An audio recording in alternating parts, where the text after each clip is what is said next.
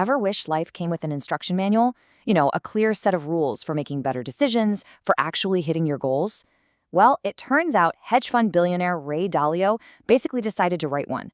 And today, we're diving into his core philosophy, this idea of treating your life and your work like a machine that you can design, you can diagnose, and you can constantly upgrade.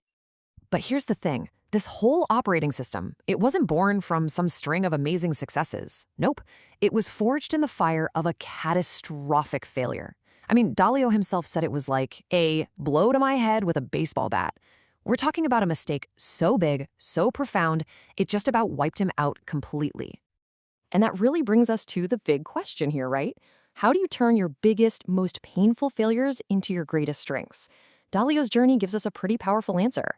It's this repeatable process for turning all that pain into actual progress. So let's get into it. How do you do it? All right, section 1. To really get these principles, you have to go back to the beginning. You have to understand the one event that forced him to create them in the first place. And it all goes back to this single, absolutely massive bet he made back in the early 80s.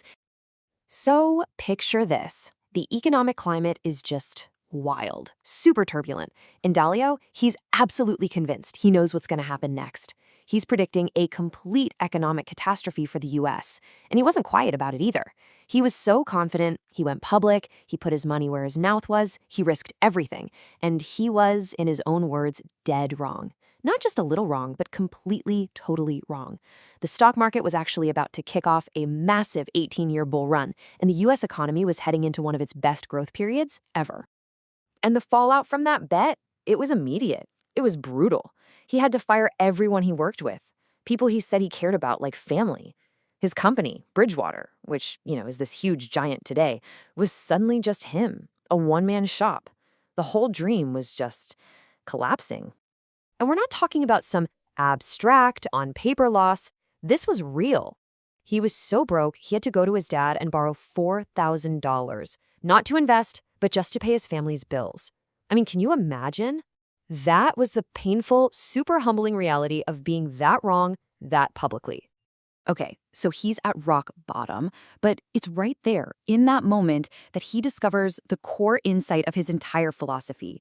He starts to realize that all this intense, awful pain, it actually held a powerful lesson. And he managed to boil it all down to this one simple but totally life-changing equation. And this idea is a total game changer. It completely reframes how you look at failure. See, instead of seeing pain as something you just want to run away from, Dalio learned to treat it like a signal, kind of like an alarm bell telling him, hey, stop, reflect on this. Suddenly, problems weren't threats anymore. They were puzzles. Puzzles that, if he could solve them, would reward him with a principle, a rule he could use forever. This whole new way of thinking led him to this really powerful metaphor. He started to see his life and later his company as a kind of machine. And think about it. A machine has a goal, right? It has a design. So when it spits out a bad result, like a massive losing bet, it's not some kind of moral failure on your part. No, it's just a design flaw, something that needs to be diagnosed and fixed, just like you would with any other machine. So that's the big idea. Your life is a machine. But how do you actually operate it? Well, Dalio didn't just stop at the metaphor. He turned it into a super practical system, a 5-step process that works like a continuous loop for achieving, well, pretty much anything you want. And it's this really elegant, logical flow. First, you set super clear goals. You have to know what you're aiming for. Second, you identify and confront the problems that are blocking you.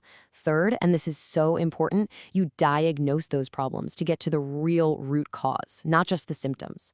Fourth, you design a plan to get around them. And finally, step 5, you just do it. You execute the plan with discipline. And the key is, this isn't a one-and-done thing. It's a loop. You go through it again and again, and each time you're leveling up.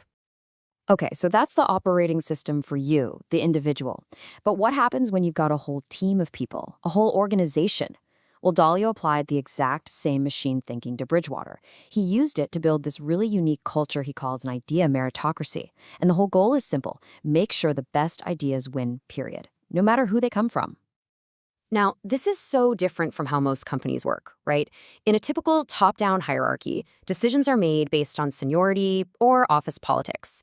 But in an idea meritocracy, disagreement isn't just tolerated, it's encouraged. It's a tool you use to stress test every single idea. The goal isn't about proving who's right. It's about everyone working together to figure out what's true.